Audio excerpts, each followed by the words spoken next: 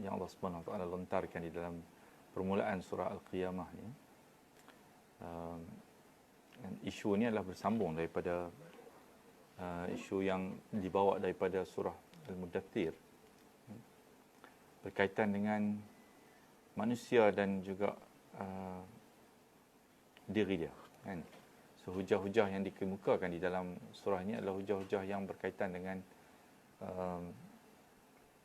manusia dan apa yang ada dalam diri manusia, kan. Iaitu Allah Subhanahu Wa Taala menyebut tentang suatu hakikat yang amat amat besar,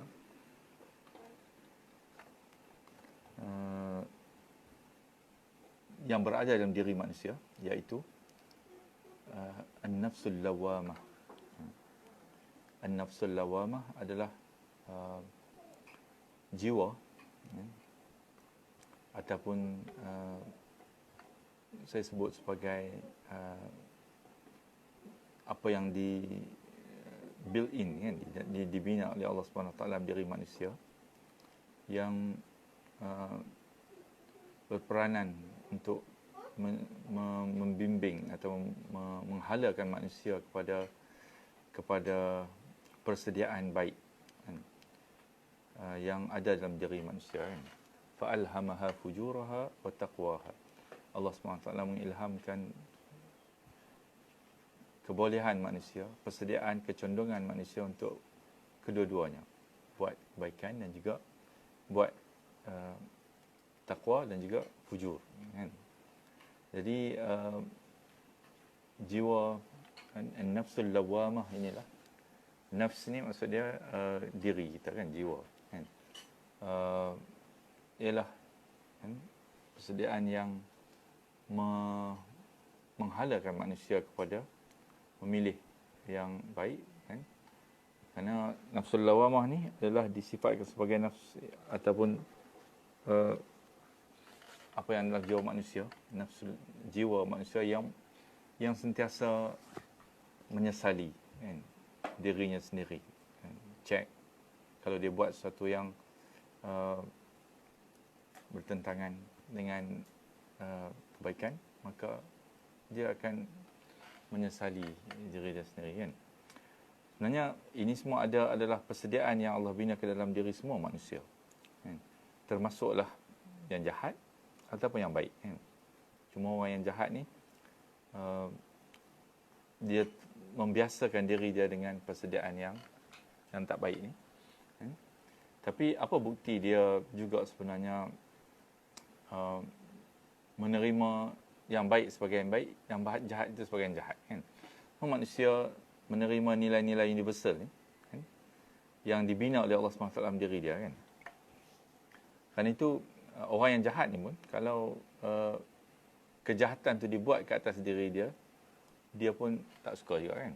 Dia akan tolak, kan. Orang yang suka mencuri orang lain, barang orang lain, harta orang lain, kalau orang curi harta dia, dia pun akan tidak suka, kan. Begitu juga kalau orang yang bunuh orang lain banyak, kan, bunuh. Kalau orang bunuh dia pun tidak mahu, kan. Jadi kerana dia juga mengakui, kan, nilai, kan. Cuma apabila kerosakan itu, kan, sebab itu Allah SWT dalam hadis Rasulullah SAW menjelaskan jiwa manusia ni, kan, hati manusia ni adalah tempat, kan. Apabila dia melakukan satu kesalahan, maka dosa ada satu titik akan duduk di atas hati dia, kan, terbentuk di atas hati dia, kan. Sehinggalah titik ni semakin banyak dia akan menutup, kan. Hati ni akan menjadi hati yang tertutup dengan titik hitam, kan. Begitu juga ummah, satu masyarakat, kan. Kalau masyarakat ni sudah rosak semua mekanisme ini, kan, mekanisme yang membetulkan, yang mengarahkan dia kepada menilai kesilapan dia, kan, maka masyarakat inilah biasanya Allah SWT akan lupuskan dia daripada muka bumi ni, kan. jika tidak ada lagi kebaikan dalam masyarakat ni kan, seperti yang kita baca dalam surah Nuh, Allah SWT telah menenggelamkan kan. Manusia juga kan, individu, Allah SWT bagi dia masa tempoh kan, sehinggalah akhir kehidupan dia, di hujung kehidupan dia sebagai kiamat yang akan menimpa diri dia kan. Jadi sebab itu Allah SWT mengingatkan kan. Sebenarnya salah satu hala yang ada kecenderungan ya, di dalam nafsul lawamah kepada manusia adalah untuk meyakini dan bersedia untuk menghadapi hari kiamat ini kan, hari penghujung kehidupan manusia. Cuma kan, apakah yang menyebabkan manusia ni gagal di dalam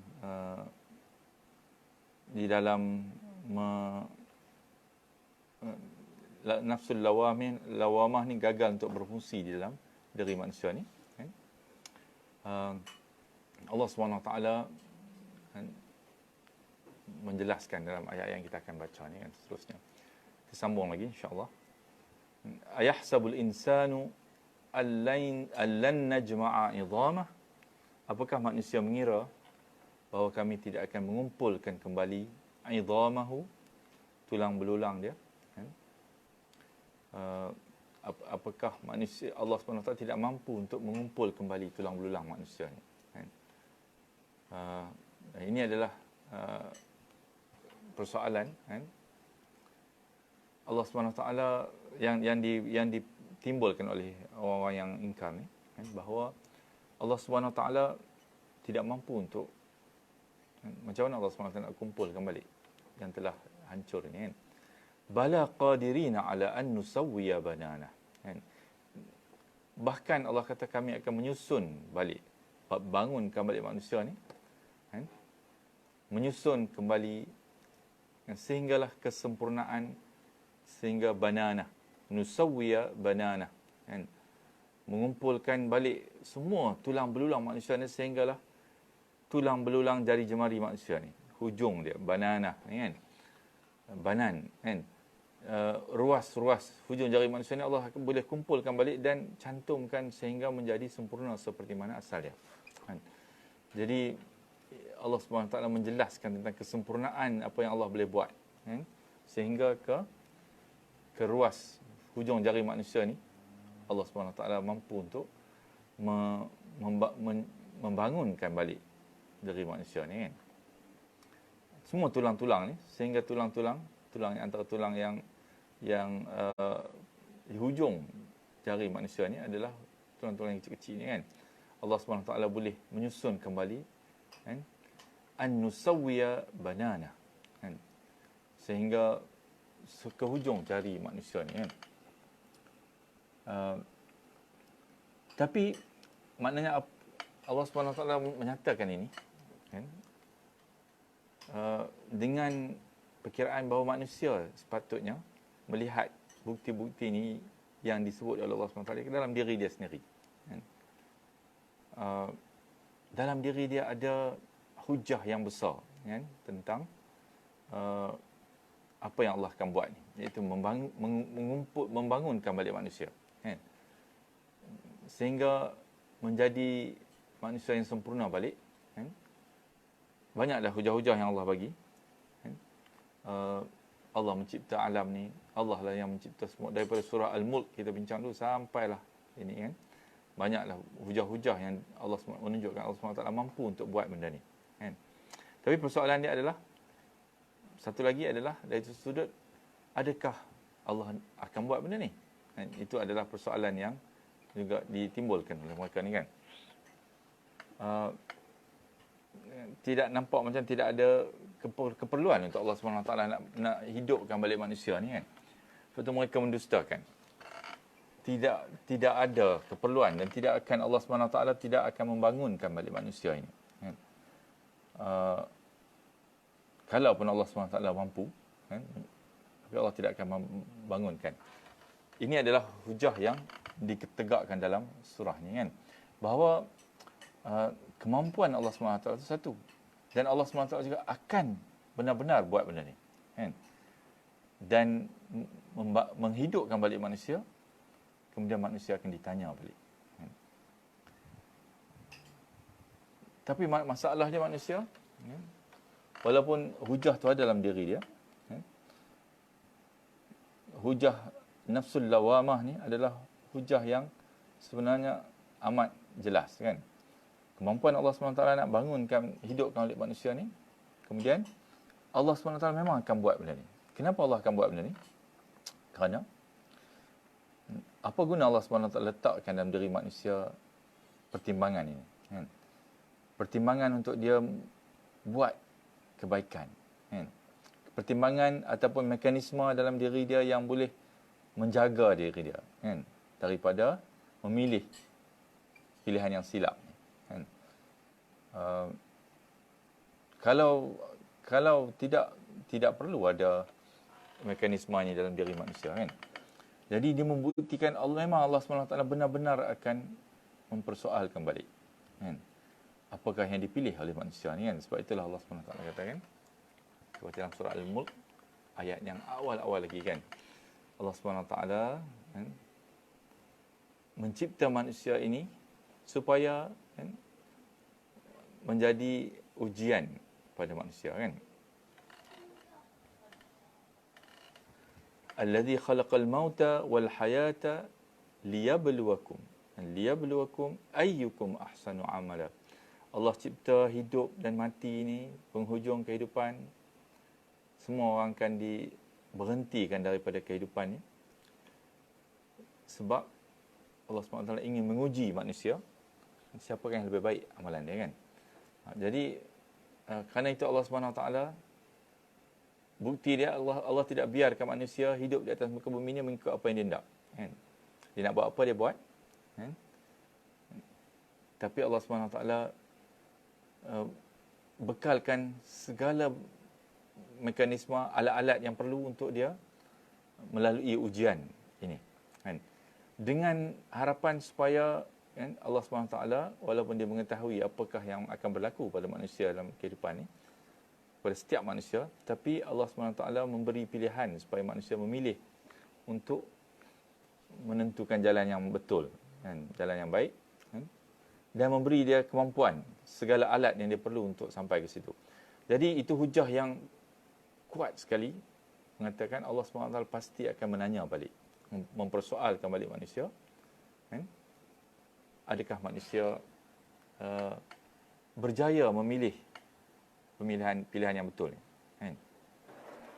Dan pasti yang pilihan yang betul akan diberi ganjaran yang sepatutnya, dan apa yang Allah tak mahu manusia pilih, pilihan yang salah ni pasti akan dipertanggungjawabkan, kan? Diberi balasan yang sepatutnya juga, kan? Bal yuridul insanu liyafjura amamah. Tapi manusia ni, kan, ini adalah perbincangan tentang perkataan liyafjura amamah ni, kan. Liyafjura, dia ingin buat kejahatan, kan. Manusia ni kecondongan dia ialah, dan keinginan dia, insan ni, merujuk kepada khususnya pemuka-pemuka Quraisy ni, walaupun disebut insan, manusia, tapi ini khususnya merujuk kepada mereka yang ingkar ni, yang mendustakan Rasulullah SAW ni, kan. Bal yuridul insan, mereka ni liyafjura amamah, terus membuat kesalahan, kejahatan ni di depan diri mereka sendiri, kan. Liyafjura amamahu. Amamahu tu merujuk kepada apa yang diri mereka sendiri, itu nafsul lawamah ni, kan. Walaupun Allah kata Allah bagi mekanisme ni dalam diri manusia, kan, untuk membantu dia, kan, menjadi seolah-olah macam satu mahkamah kecil dalam diri dia, kan. Apabila dia buat sesuatu, dia ada conscience, kan, dia ada kesedaran dalaman, kan, yang menjadi hakim yang kecil dalam diri dia, kan, dan sentiasa bersama-sama dengan dia di mana dia pergi, kan. Walaupun dia berseorangan dalam bilik yang tertutup, tidak ada siapa yang tahu, tapi dia bersama-sama dengan nafsul lawamah ni dalam diri dia, kan, yang akan mengingatkan dia, kan? Menyesali kalau dia buat perkara yang melanggar ketentuan ataupun batas-batas Allah SWT, kan? Tapi manusia terus-menerus ingin membuat kejahatan walaupun di hadapan amamahu, di hadapan diri dia ni, kan? Di hadapan nafsul lawamah dia ni, kan? Ini adalah persoalan ataupun, kan? Sebab saya tulis kat situ, saya letakkan dalam terjemahan tu warna merah kat situ, kan? Sebab terjemahan itu membawa makna yang lain, kan? Tapi hujah-hujah yang saya sertakan dekat situ menunjukkan makna ini lebih sesuai lagi, koheren dengan apa yang akan dijelaskan selepas ni, kan? Jadi manusia ni terus-menerus memilih untuk melanggar juga, walaupun ada, kan, mekanisme yang Allah bagi dalam diri dia ni, kan? Berterusan, kan? Jadi sebenarnya dalam, kan, Allah SWT menjelaskan ini adalah mekanisme yang Allah letakkan dalam diri manusia ni, yang juga dijelaskan oleh dalam hadis-hadis Rasulullah SAW, kan? Antara ada hadis riwayat Muslim, kan? Rasulullah SAW menyebut al-birru, kan, husnul khuluq, kan? Al-bir adalah akhlak yang baik, kan? Sedangkan al-ithm, dosa itu, kesalahan itu, ialah apa yang mahaka fi nafsak, kan? Apa yang akan menggelisahkan diri manusia, kan? Wa karahta, kan, an yatla'a alaihi nas, dan juga dia akan menggelisahkan diri manusia, dan kau tidak suka jika hal itu nampak di hadapan orang lain, kan? Sebab itu dia, orang yang buat salah ni, al-ithm, dosa ni, dia akan sembunyikan, kan? Dia tidak suka kalau orang nampak kesalahan ni, sebab ini adalah mekanisme yang Allah bina dalam diri manusia, kan? Itulah juga yang dijelaskan, kan, manusia, antara manusia awal, kan, anak-anak Adam AS, dia bunuh adik dia, kan? Ketika dia bunuh adik dia, itu adalah permulaan sejarah manusia. Dia mengetahui, kan, bahawa apa yang dia buat itu salah, kan? Tidak ada seorang pun yang bunuh manusia lain secara sengaja kemudian dia kata dia buat ni adalah kebaikan, kan?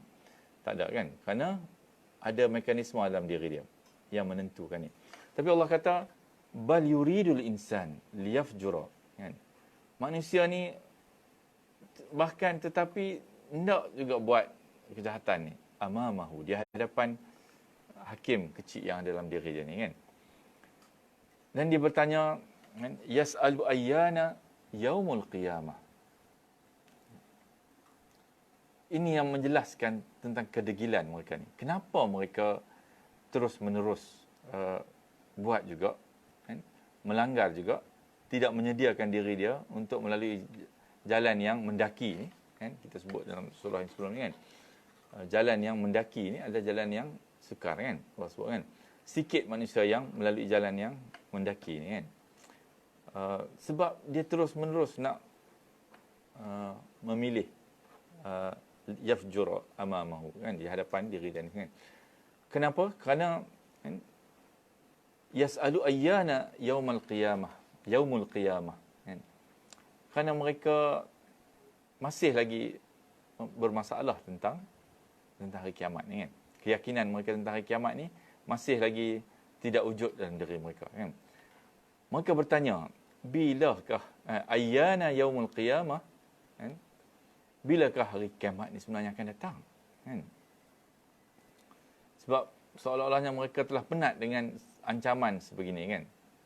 Siapa yang mendakwa hari kiamat yang akan datang mesti bawa bukti, kan? Sebab tu mereka minta bukti kepada Rasulullah SAW. Apa yang kamu kata ni mesti datang dengan bukti, kan? Mana bukti dia, kan? Jadi itulah berakhirnya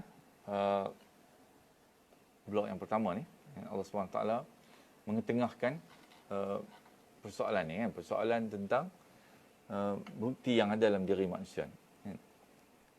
Kemudian persoalan tu dibiarkan di situ, tapi Allah SWT tak jawab kan. Bilakah datangnya hari kiamat tu?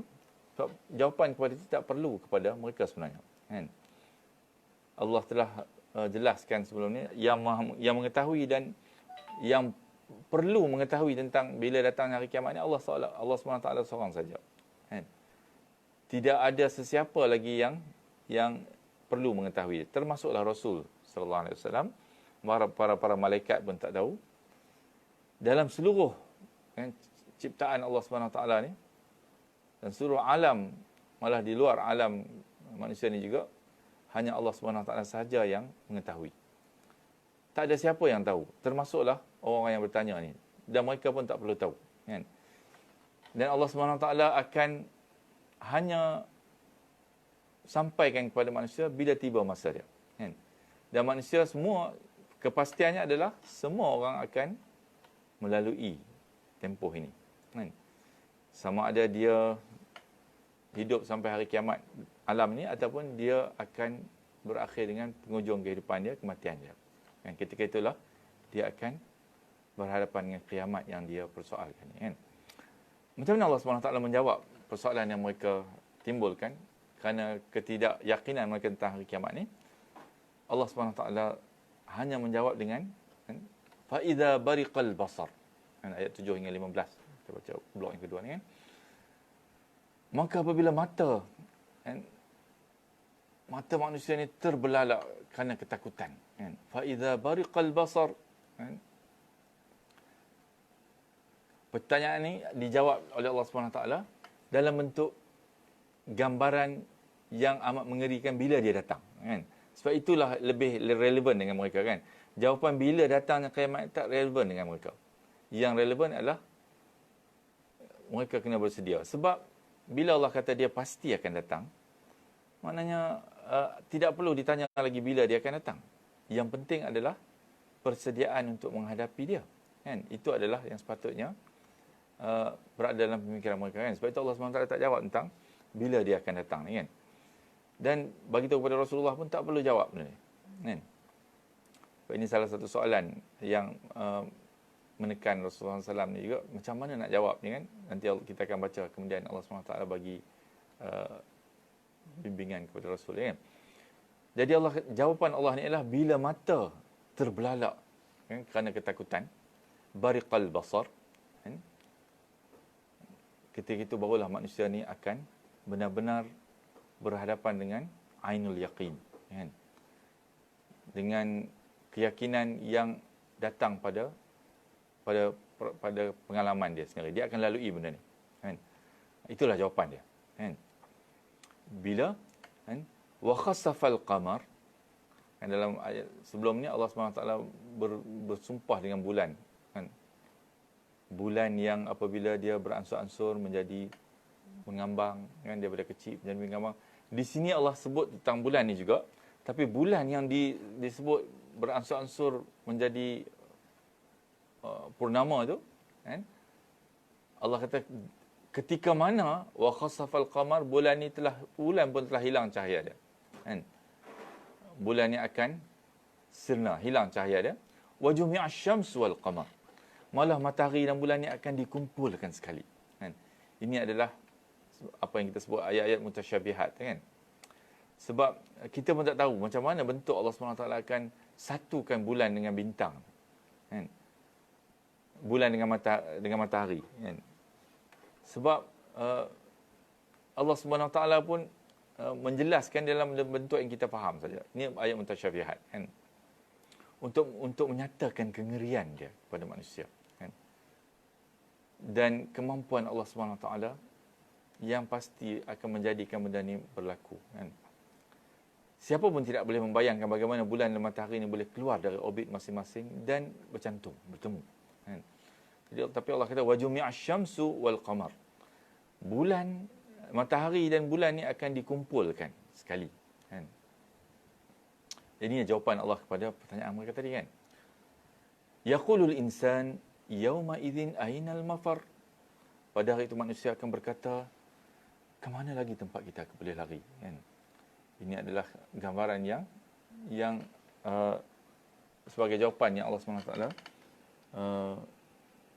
isyaratkan kepada manusia bahawa yang lebih penting pada kamu ialah takut kepada apa yang aku ancam. Kerana benar-benar aku akan jadikan dia berlaku. Kan? Seperti disumpahkan mula-mula dengan qiyamah. Kan? Dengan la uqsimu biyaumil qiyamah. Kan? Aku bersumpah tidak, bahawa sesungguhnya aku bersumpah dengan hari kiamat ni yang pasti akan berlaku ni, kan. Itu adalah apa yang lebih relevan daripada orang yang duk sibuk bertanya tentang hari kiamat ni, kan. Bukan tanya tentang apa yang dia nak kena buat, ataupun nak buat macam mana, hati saya masih belum yakin lagi ke. Tapi dia bertanya bila nak datang benda ni, kan. Ini adalah masalah, kan, sebab dia tidak ada keinginan pun untuk menuju ke situ, kan. So pada hari itu barulah manusia yang duk persoalkan ni akan bertanya, mana lagi boleh lari hari ni? Ke mana lagi tempat nak lari, kan? Adakah cara untuk melepaskan diri daripada apa yang dia tak yakin dulu? Sebab Allah kata, pasti dia akan datang, dan bila datang kamu akan jadi, kan, takut, kan. Kalla la wazar, kan. Bahkan Allah SWT kata sekali-kali tak ada. Kan saya sebut dulu, kalla ni banyak digunakan dalam surah-surah Makkiyah, kan. Sebab surah-surah Makkiyah ni adalah isi-isi yang berinteraksi dengan jiwa manusia dan perasaan manusia dan juga pemikiran manusia, kan. Dia adalah ketukan dan juga goncangan kepada hati manusia, kan. Sekali-kali tak ada, tidak, la wazar, tidak ada lagi tempat kamu untuk berlindung, kan, menyelamatkan diri kamu, kan. Jadi manusia pada hari itu tak akan dapat melarikan diri kerana semua jalan keluar telah tertutup untuk mereka, kan. Satu-satunya jalan, kan, hari itu adalah ila rabbika yawma idzinil mustaqar. Hanya kepada Tuhan kamu sajalah tempat untuk kamu kembali pada hari itu, kan. Jadi Allah tutup semua kemungkinan untuk lepas ke mana tempat-tempat lain, sebab mereka rasa sangka Allah SWT, kan, cipta manusia ni kemudian ada ruang-ruang yang Allah biar, sebab manusia ni ramai sangat, kan, dicipta. Allah tidak akan melihat semua manusia, setiap seorang secara dekat dan secara detail. Tapi Allah kata tidak. Bahkan semua manusia pasti akan terkepung pada hari itu, kan. Dan semua manusia, tidak ada seorang pun berkecuali, kan. Orang yang kecil, orang yang besar, laki, perempuan, orang yang kaya, yang miskin, raja, yang cerdik, yang tidak cerdik, kan. Yang paling cerdik di dunia ni pun, kan, ataupun manusia mengiktiraf dia paling cerdik pun, dia tidak akan dapat lari lagi ke mana-mana, kan. Semuanya akan dipersoalkan. Dan tidak ada seorang pun akan terlalai daripada pandangan Allah SWT. Sebab itu Allah kata, ila rabbika, kan, hanya kepada Tuhan kamu sahaja, yauma idzinil mustaqar, kan. Bahawa manusia akan kembali pada hari itu, kan. Ini adalah untuk dibicarakan di mahkamah Allah SWT. Yunabba'ul insanu yawma idzin bima qaddama wa akhar. Dan apa akan jadi pada manusia bila dia kembali dihalakan kepada Allah SWT, kan? Cuma orang-orang yang lebih, kan, kita kata tadi dia ada di antara nafsul lawamah ni, di antara dua, kan, nafsul ammarah bisu dan juga nafsul mutmainnah, kan, raditu, Allah SWT redha, kan, dan mereka juga redha kepada Allah SWT, kan. Jadi orang-orang yang balik kepada Allah dan Allah redha kepada mereka ni, Allah sambut dengan sebaik-baiknya, kan. Ya ayatuhan nafsul mutmainnah irji'i ila rabbiki radiyatan mardiyah, kan. Wahai nafsu yang tenang, kan, jiwa yang tenang ni, baliklah kamu kepada Tuhan kamu dengan penuh keredaan, kan. Tapi sebaliknya, orang yang satu lagi, kan, ashabul yamin atau ashabul shimal, kan, yang dapat daripada tangan kiri ni, yunabba'ul insanu yawma idzin bima qaddama wa akhar.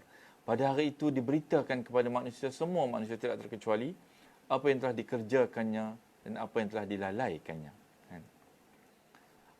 Sebab itu disebut qaddama wa akhar. Kan? Qaddama ni apa yang dia telah kerjakan daripada kejahatan. Kan? Wa akhara, apa yang telah dia lalaikan daripada dikerjakan. Kan? Jadi semuanya adalah tentang apa yang telah berlaku di dunia dulu. Kan? Apa yang dia kerjakan daripada kejahatan ni kerana dia pilih untuk melaksanakan perkara ni, kan? Buat perkara yang melanggar batas-batas Allah Subhanahu Wa Taala ni. Wa akhara, apa yang telah dia lalaikan ialah apa yang sepatutnya daripada kebaikan dia patut buat tapi dia tak buat.